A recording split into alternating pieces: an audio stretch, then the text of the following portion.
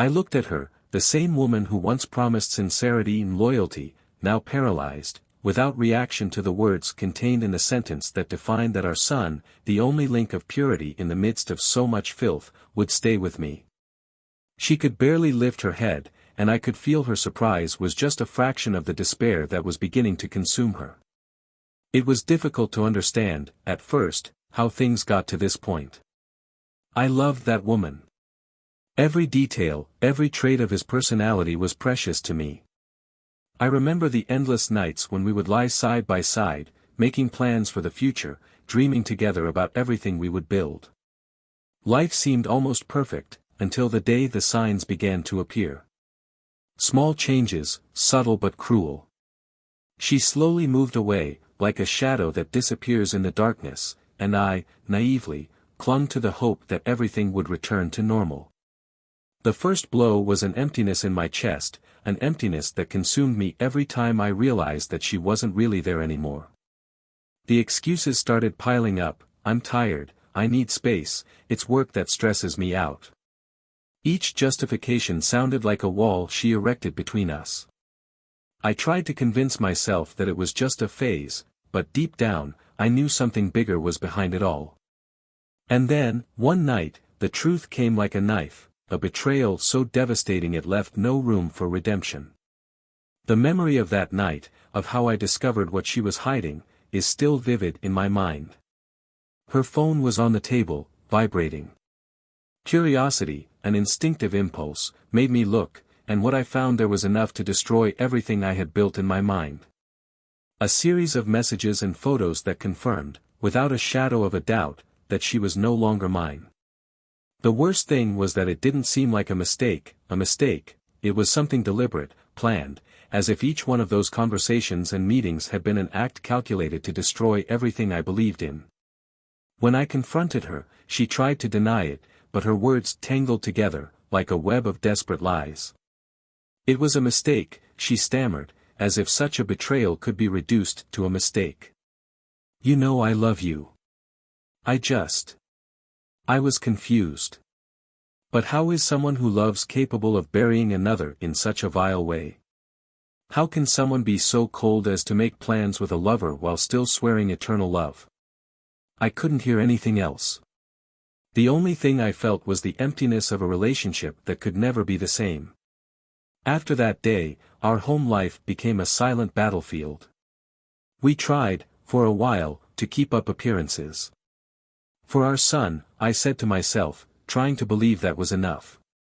But the nights were cold, her every touch felt like poison, and even the sound of her voice was like a distant echo that reminded me of the man I once was and who she had destroyed. Waking up next to her was torment, and I didn't know how long I could bear it. Then, the inevitable happened: I decided to divorce. But it wasn't just a breakup, it was a fight for our son's soul. I knew he shouldn't grow up amidst those lies, amidst the poison she had planted. And that's when everything turned into a war. Every hearing, every word uttered by her lawyers felt like a blade. She tried to reverse the situation, insisting on her right to maintain shared custody. He's my son too, she cried, but those words no longer held any weight for me. The battle was long, torturous, and I watched every act of it like someone watching a farce fall apart. At the last hearing, the judge finally gave the verdict, and there, in that cold courtroom, amid the noise of papers being signed, I knew that our son would be mine. She was alone now, with no one to hold her hand, without the support of a man she had betrayed. I'll fight for him, she threatened, but there was no longer a fight to be won. The sentence was given, and with it, the weight of every lie she had constructed. However, something began to change in a way that was even more cruel than she could have imagined. Our son, innocent and oblivious to everything, started asking questions. "Why don't you and Mom live together anymore?" he asked with a naivety that tore me apart. He looked at her with a certain coldness, a distance that shouldn't exist between a mother and her son. Her pain was visible, but I knew that, for her, it was just the beginning of what destiny had in store. Time passed, and each time he spent the day with her, he came back quieter, more introspective. I tried not to ask, but the curiosity was unbearable. "Was it a good day with your mother?" I ventured, but he just shook his head, as if something inside him couldn't express what he felt. Until, one night, he blurted out, with a choked and confused voice. "Why does Mom always look sad? I don't like seeing her like this," he said, and I knew that was the effect of her choice, a dark echo that was reflected in her own son's eyes. She realized that the bond between them was breaking apart, that her son, who had previously looked at her with admiration, was now distancing himself. Desperate, she tried to win back his love, planned outings, made promises, but nothing seemed enough. He preferred to be with me, and that was evident even to her. The pain of being rejected by her own son was something she never expected to face. I saw the desperation in her eyes, the failed attempt to be the perfect mother after everything she had done. And now, here we are, at the point of no return. She, broken, trying to remedy what cannot be fixed. And I, with the weight of a responsibility that I never wanted to take on alone, but that, in the end, I knew was best for our son. Looking into space, I see that this is not the victory I imagined. What's done is done, and the scars of betrayal are too deep to forget. But deep down, there remained a question that I couldn't silence: how far would she be able to go to get our son back? Welcome to the channel. Here, we believe that betrayal is one of the most devastating acts someone can commit, and the consequences are profound. Our stories are fictional, but the lesson is clear: betrayal destroys lives, corrodes relationships and leaves deep scars. Get ready for an immersive and impactful narrative, where each choice leads to an inevitable destination. I wish you a good story, and hold on tight, because what's coming is shocking. It was a typical autumn morning, and the tree-lined streets reflected the golden hue of fallen leaves, covering the path that led to Richard and Emily Harris's residence. The couple's home seemed to take advantage of the season, a two-story house with large glass windows, adorned with a discreet and refined decoration that harmonized simplicity and comfort. It was a house that, in itself, told stories of family and dreams built with dedication. Richard had dedicated years of work to making this space more than just a place where you sleep and wake up. It was a refuge, a nest of memories he hoped to preserve forever. Richard was a man who exuded confidence. At 40 years old, he maintained impeccable posture, always wearing sharp suits and demonstrating a patience that was almost unshakable. Working as a lawyer at one of the most renowned firms in the city, he dealt with complex legal issues, but when he entered the house, he left the burden of processes and documents at the door, dedicating himself to being a present husband and a loving father.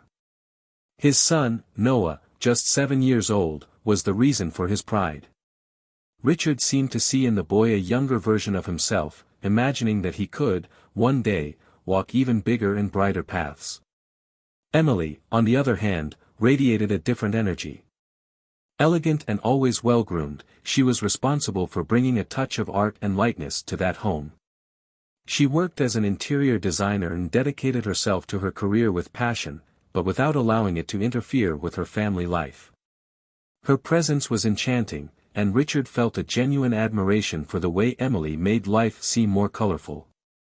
She seemed to have a gift for transforming even the most banal details into special moments, and this made Richard feel, on many occasions, like the luckiest man in the world. However, no matter how solid his life seemed to those observing from the outside, Richard sometimes had the feeling that something was subtly slipping out of his hands. He couldn't define what it was, but he noticed a growing lightness in the way Emily looked at him. It wasn't contempt or indifference, but a kind of distraction. She was still affectionate, attentive, and concerned about every detail of the home and family routine, but there was, in her gestures and words, a distance that was difficult to ignore. Richard preferred to believe that it was just a phase, something related to routine or the natural wear and tear of years of living together, but this thought did not completely reassure him. Sunday mornings were, for them, almost sacred. Richard would wake up early, prepare coffee, and the three of them would sit at the table for a breakfast that, in Richard's eyes, represented the essence of his happiness. Noah, full of energy, talked about school football games and imaginary adventures with his friends, while Emily listened to him with a soft smile and a gleam of motherly pride in her eyes.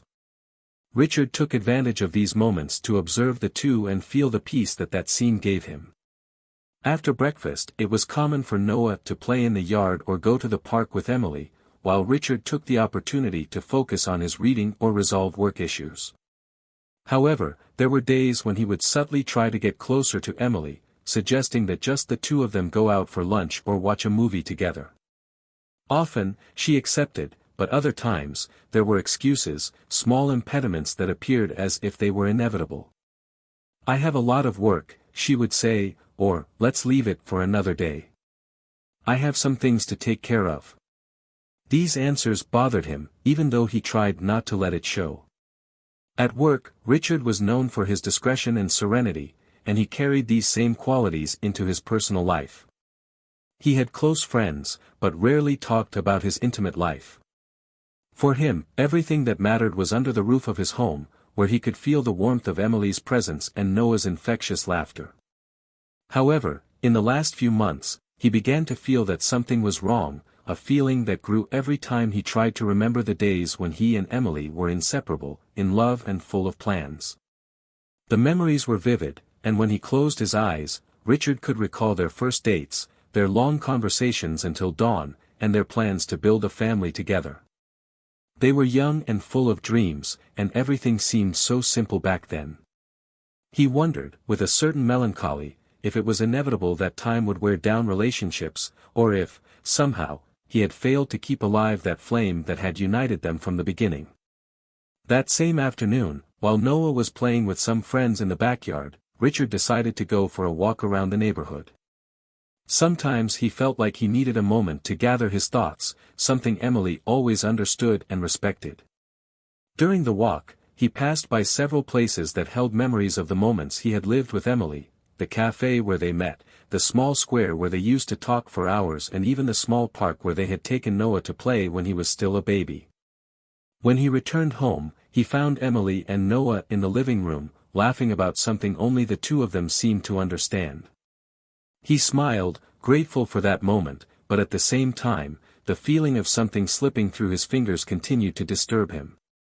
He looked at Emily, wishing she could read his thoughts, understand how much he valued all of this. But she looked away, as if trying to escape the silent intimacy Richard was trying to establish. Later that night, as Emily fell asleep next to him, Richard found himself thinking about how love was sometimes a difficult feeling to understand. He watched her, silently, studying every detail of her face. It was the same woman he had fallen in love with years before, but something seemed different, distant. He wondered if it was possible that she felt the same way, if she too was, on some level, questioning what had changed. As the days went by, Richard noticed that small gestures seemed to have lost their previous intensity.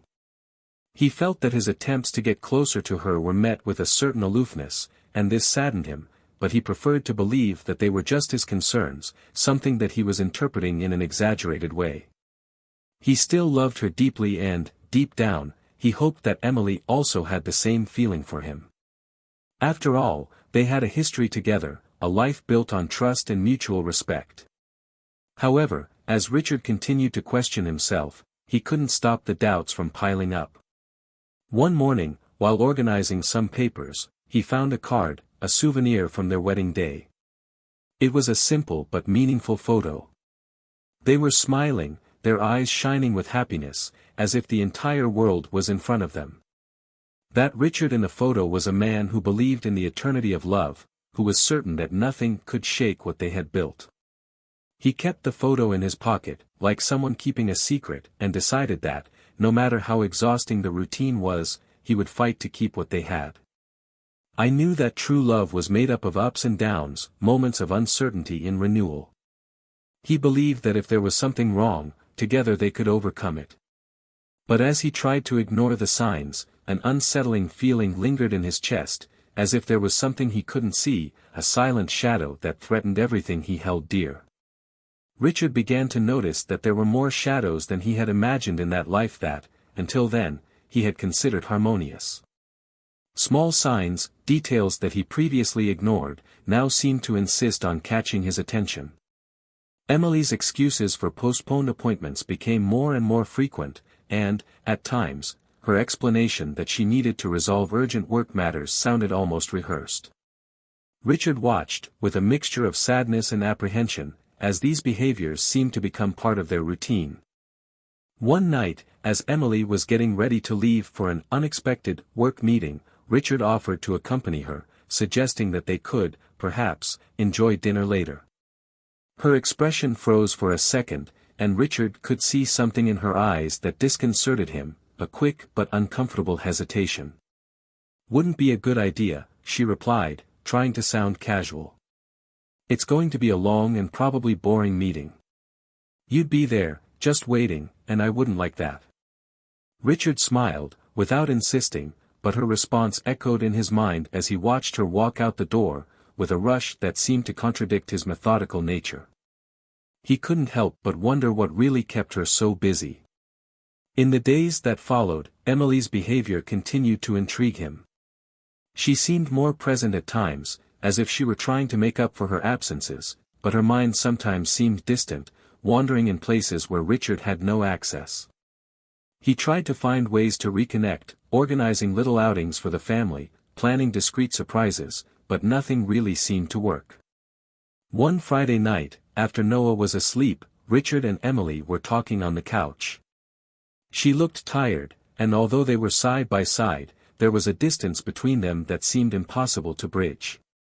"You've been working a lot lately," Richard commented, intending to start a sincere dialogue. Emily sighed and replied with a slight smile, "Yes, the projects are more demanding, but it will pass." Richard looked at her affectionately and, on impulse, held her hand, trying to get closer. "If you need help, you know I'm here, right? I know you have a lot to deal with, but the two of us have always been a team." She looked away, and for a moment her expression seemed confused, as if an uncomfortable truth was stuck in her throat. "I know, Richard, and I appreciate it." "Really," she said, trying to keep it natural, but her words sounded almost like a goodbye. That night, he fell asleep feeling like something was breaking, something he didn't know how to fix. Weekends used to be reserved for family time, but lately, Emily always seemed to have some excuse for being away. One morning, she said that she would spend Saturday working outside and that, if everything went well, she would only return in the late afternoon. Richard decided to take advantage of the day to spend some quality time with Noah. They went to the park, played on the swings, and Richard even taught his son to play football. Noah's laughter filled the air, but inside, Richard felt a profound absence.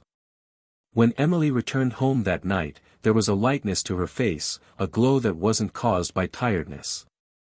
Richard tried not to read too much into it, but his heart sank. He watched her in silence, imagining what was going on in her mind, trying to understand that mystery that seemed to grow between them. The following week, Richard had an important meeting scheduled for a Friday night. It was a long and crucial conference for one of his most challenging cases. He prepared for the night's work with the conviction that Emily would be with Noah, maintaining the family routine. But at the end of the day, he received a message from the school saying that Noah hadn't been picked up on time. Not understanding what was happening, Richard immediately called Emily, but his calls were ignored. A sense of urgency came over him, and he left work, quickly driving to school to pick up his son. On the way back, as Noah told him about his day, Richard tried to remain calm, but he couldn't help the uneasiness that was growing inside him. When they got home, Emily still hadn't returned. He served Noah dinner and put him to bed, but the clock kept ticking, and Emily's absence became more and more disturbing. Finally, when it was past midnight, he heard the sound of the key in the door. Emily entered the house, somewhat surprised to see Richard awake. "I thought you'd be asleep," she said, avoiding looking at him directly. "I got a call from the school saying you didn't pick up Noah," Richard replied, trying to remain calm, but unable to hide his disapproving tone. "Where were you?" Emily was silent for a few seconds before responding. "I'm sorry, I got caught up in work and lost track of time. It was a mistake, Richard. I didn't mean for that to happen." Her explanation seemed vague and devoid of any genuine emotion. Richard tried to believe, but a shadow of doubt was already beginning to form. It was as if her every word was part of a hidden plot that he still couldn't understand. The following days were permeated by a subtle but constant tension. Richard kept noticing little signs that something was wrong. He noticed when Emily came out more dressed up than usual, or when she avoided any attempt at deeper conversation. Richard knew his instinct was telling him something, but he tried to ignore it, clinging to the hope that this was just a passing phase. It was on a Wednesday afternoon that Richard unintentionally found the evidence that would change everything.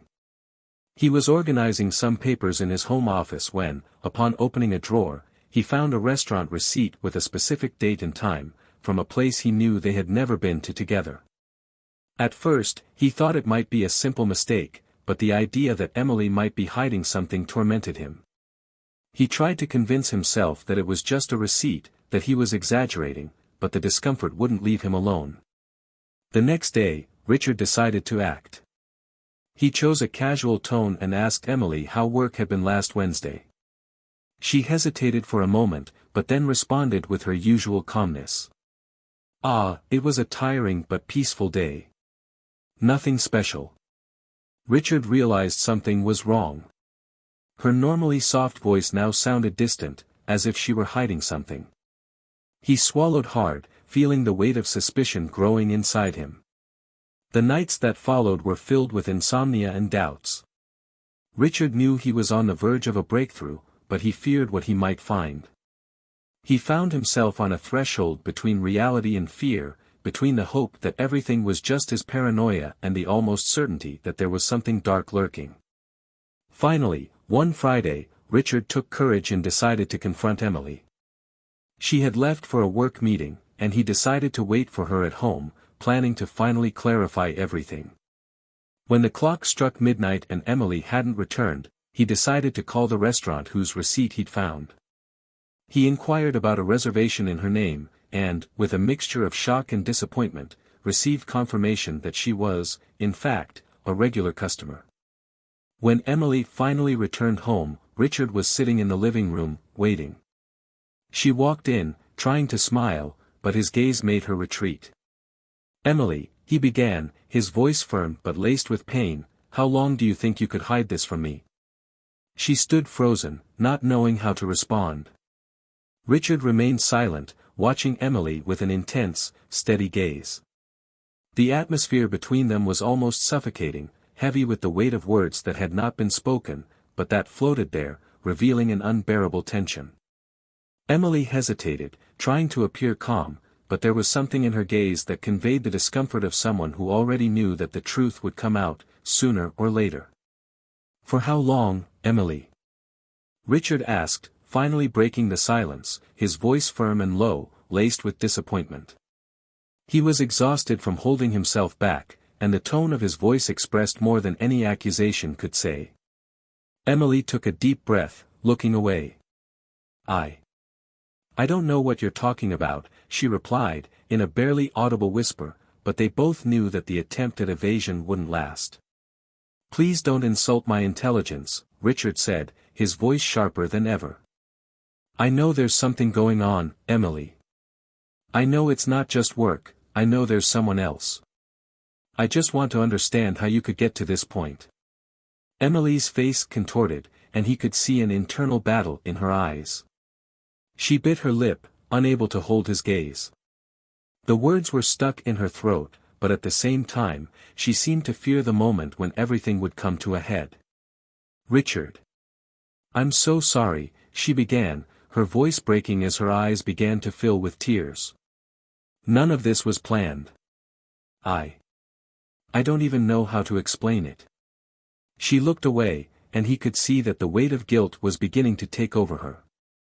Emily hesitated, taking a deep breath, before looking at him again, determined to no longer hide what was already happening. Inevitable. Richard remained still, like a statue, as he absorbed every word that came out of Emily's mouth. "Did you really think I wouldn't notice? I thought we were transparent to each other, that we could trust, above all," he said, his voice mixing anger and deep pain. Emily looked down, unable to bear the weight of disappointment she saw on Richard's face. It was hard for her to admit, but she was aware that she had nowhere else to run. I really tried to tell you. I tried to end this before it got this far. But things got out of my control, and I didn't know how to deal. Richard watched silently, offering no relief from the torment she seemed to be experiencing.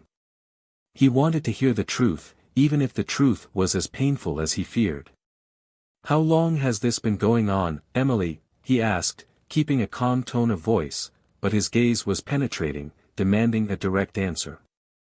"Months," she admitted, not having the courage to face him. I knew it was wrong from the beginning, but there was something about him that made me forget about reality. He was different, and somehow, he made me feel alive again." Emily stopped, as if trying to find the words to explain something that, deep down, she herself didn't understand. "But I never thought about destroying our family, Richard. I never wanted it to go any further than it did." Those words pierced Richard like sharp blades. He felt disgusted, not only by what she had done, but by the way she tried to minimize the impact. The life they built together, the promises they made, now seemed fragile and empty, far from that reality that he always believed to be solid and true. "And our son," he said, with growing bitterness. "How do you think this will affect him? Have you thought about how this could tear apart everything we have together?" Emily swallowed hard, feeling the impact of Richard's words. She knew she had no excuses, that nothing she said could repair the damage that had already been done. I thought about Noah, yes, but I got lost in the middle of it all. Believe it or not, I never wanted to hurt you," she whispered, but the lack of conviction in her voice revealed the complexity of the internal turmoil she faced. Richard closed his eyes, fighting to control the anger and pain that pulsed inside him. He needed answers, he needed to understand how all this had unfolded, but, at the same time, he felt that her every word only increased the emptiness that grew in his chest. That silence between them was almost palpable, loaded with meanings that he never imagined he would need to face. "So that's it? You just let yourself go, and now it's okay because you feel guilty?" He crossed his arms, unable to believe that he was living in that moment, that the woman he loved so much was there, admitting everything with a regret that, to him, seemed insufficient. Emily took a deep breath, trying to compose herself. "Richard, I know nothing I say will make things right, and I know I've lost the right to ask for anything. But I want you to know that even through all of this, I never stopped loving you." She hesitated, perhaps waiting for some response, but Richard remained silent, his expression hard as stone. "That's not love, Emily," he replied, his voice low but filled with deep pain. "To love is to have respect, to trust, to care. And, from what I see, you left all of that behind." He stood up, feeling unable to continue looking at her, but Emily's words pinned him to the ground. "Please, Richard. I'm begging you. Don't destroy everything we've built. I made a horrible choice, but I know I can be better. I just need a chance to show you that I can still be the woman you loved." He looked at her in disbelief and felt the fury rising. "Do you want a second chance? After all this? Do you really believe there is something that can fix what you broke?" Emily stared at him, and he could see the guilt and regret in her eyes, but to him it all seemed empty, like a desperate attempt to justify what was already unforgivable. "I know it's hard to believe, but I want to earn your trust back. And I want Noah to continue to see his mom and dad together." Richard let out a bitter laugh. "Did you think about that before you did what you did? Or is it just now, when you see that everything you had is slipping out of your hands?" He walked away, his expression bitter, trying to organize his thoughts, but Emily's voice stopped him one last time. "There is something you need to know, Richard." The hesitation in his voice was almost palpable, and he turned, lacking patience but with a sudden curiosity he couldn't control. "So say it, Emily. There is nothing else that can surprise me." Richard stood still for a long moment, digesting those words. He no longer knew if he wanted to hear what Emily had to say, but something held him there, as if, in the midst of the chaos, there was a meaning to be found, an inevitable outcome that forced him to continue. Emily took a deep breath, hesitating, and, with her gaze fixed on the floor, confessed what she had been avoiding for so long. Richard, he met Noah, she murmured, almost as if each word was an impossible weight to carry. The silence that followed was suffocating, and Richard felt the impact of those words like a blow to his chest. He looked at her in disbelief, fighting the anger building in his throat. What? His voice was low, almost a whisper, but each word was filled with deep pain. You let this, stranger, this man, into our son's life. Emily nodded, unable to look at him, her face filled with obvious regret. I was lost, Richard. I didn't know what I was doing. He was there at times when I felt alone, and I thought it would be something harmless. Richard felt overcome with a mixture of fury and despair. The idea that a stranger had been introduced to his son, that he had been present in moments that should have been exclusively family, was unbearable. He pulled away, running a hand over his face in a futile effort to calm the storm growing inside him. Do you have any idea what this means, Emily? What this does to our family? To Noah? His voice was shaking, and he realized he was on the verge of losing control. I can handle the betrayal. I can handle the fact that you chose to destroy what we had. But, involving Noah? Letting him into our son's life? Emily began to cry, a muffled sob that echoed regret in every corner of the room. Richard, I know I did everything wrong. I know I hurt you, and him. But please believe me. I never wanted it to happen like this. I never wanted him to be involved. Richard felt torn between the desire to walk away forever and the desire to protect his son from the pain that would follow. He knew that, more than ever, he needed to keep a cool head, no matter how impossible it seemed. There was a bond between him and Noah that would never allow his son to get lost in the midst of Emily's disastrous choices. He looked at her, his expression mixed with disappointment and the deepest contempt. Emily, you need to understand something, he said firmly. Noah is everything to me. He's the only thing left of something pure and true in this family. And I won't allow him to suffer from that anymore. Richard was determined, but there was a dilemma he couldn't ignore. As much as he wanted to rip Emily out of their lives, he knew Noah needed her too. Emily wiped away her tears, her gaze filled with remorse and pain. Richard, I don't ask you to forgive me. I know that's impossible. But please, let me keep some contact with him. Let me be the mother he deserves, even if I don't deserve your forgiveness. Richard sighed, feeling the weight of that decision on his shoulders. He knew there were no easy answers and that whatever he chose, the impact would be profound and lasting. Looking at Emily, he realized that, on some level, she understood the gravity of what she had done, and, although it didn't take away the pain, it gave him a small sense that, perhaps, her suffering also brought some learning. This isn't going to be easy, Emily, he said finally. I need you to understand that any step forward from here will be with Noah's safety and well-being in mind. He is our priority, and nothing will change that. Emily nodded, her face still filled with an expression of despair and regret. She knew she was in fragile territory, that any false move could put what little she had left at risk. I understand, Richard, she replied, her voice barely audible. And I'm going to do whatever it takes to prove that I'm worthy of his trust. I just want a chance to be the mother he needs. They remained silent, both aware that the road ahead would be long and painful. Richard felt torn, as if every choice he had to make from then on carried an unbearable weight, but at the same time, he knew he needed to be strong. For his son, he would bear anything. In the days that followed, Richard and Emily barely exchanged words. The routine in the house had turned into something desolate, a kind of silent pact in which both knew what was at stake, but avoided confrontation so as not to increase tension.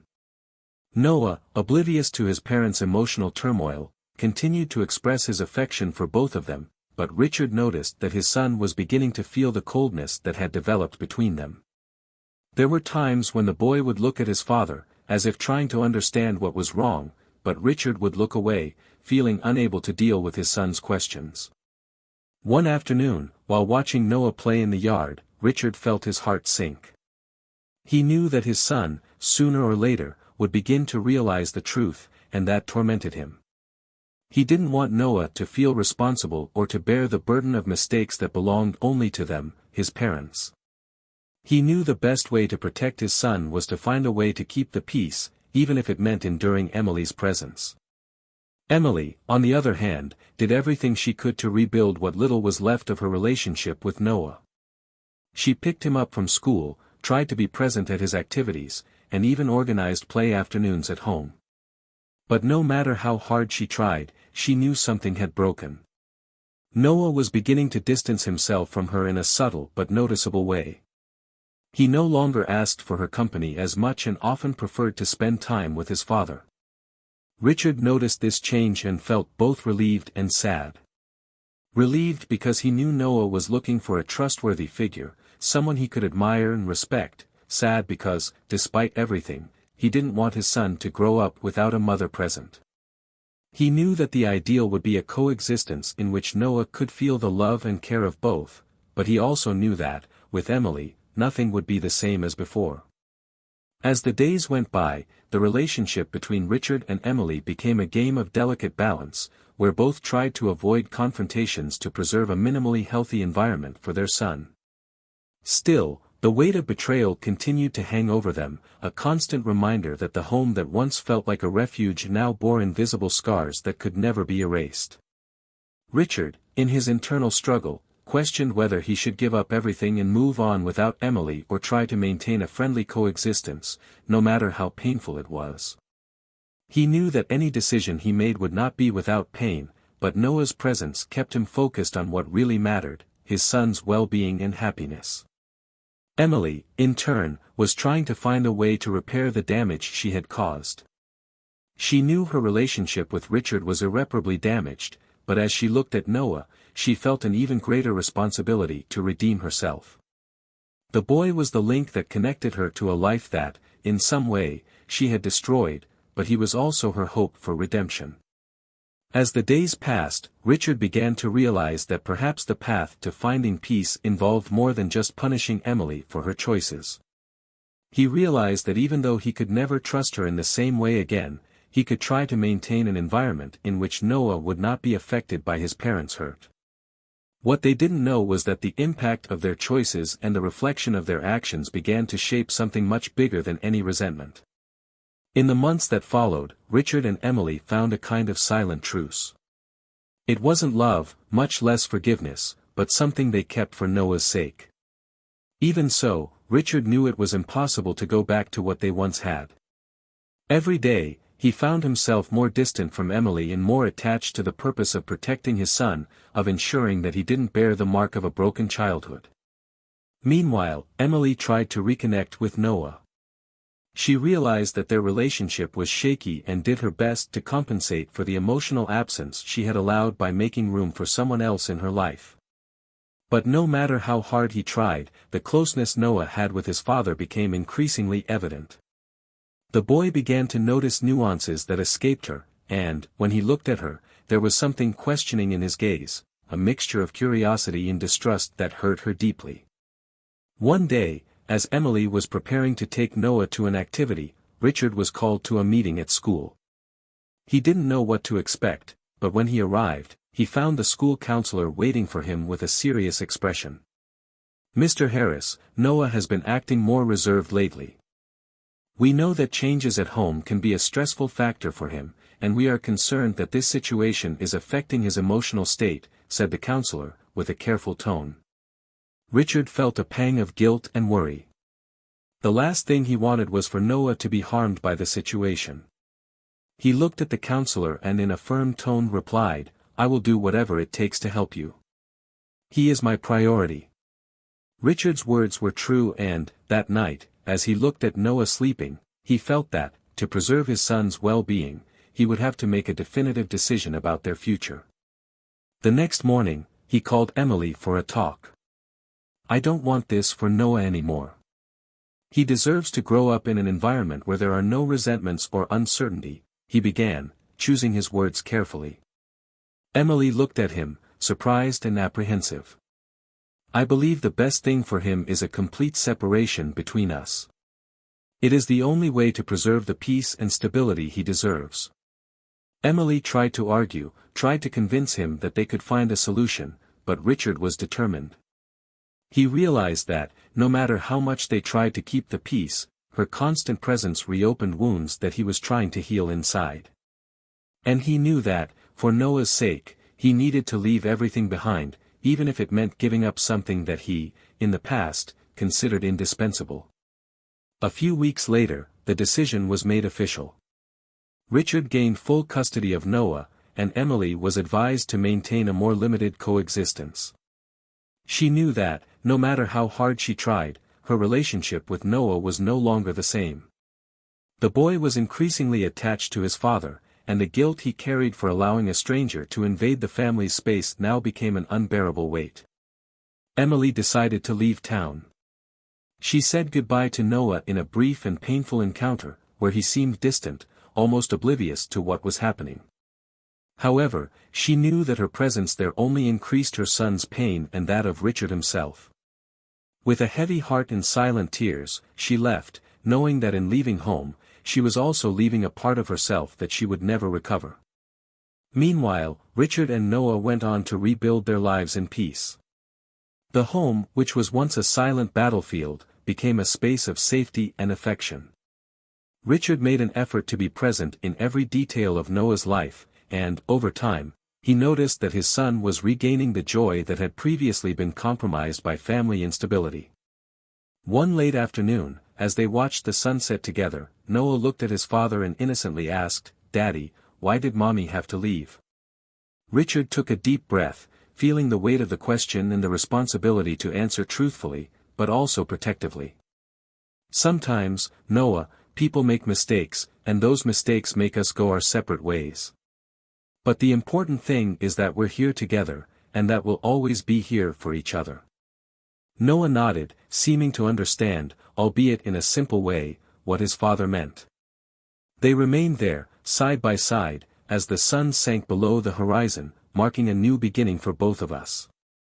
And that's how Richard found peace, a peace that came, not without pain, but with the knowledge that, by protecting Noah, he was preserving what really mattered. From then on, he knew he could move forward, without regrets, but with the certainty that he had done the best for those he loved. Did you like the story? Leave your comment and share your opinion. We want to know what you think.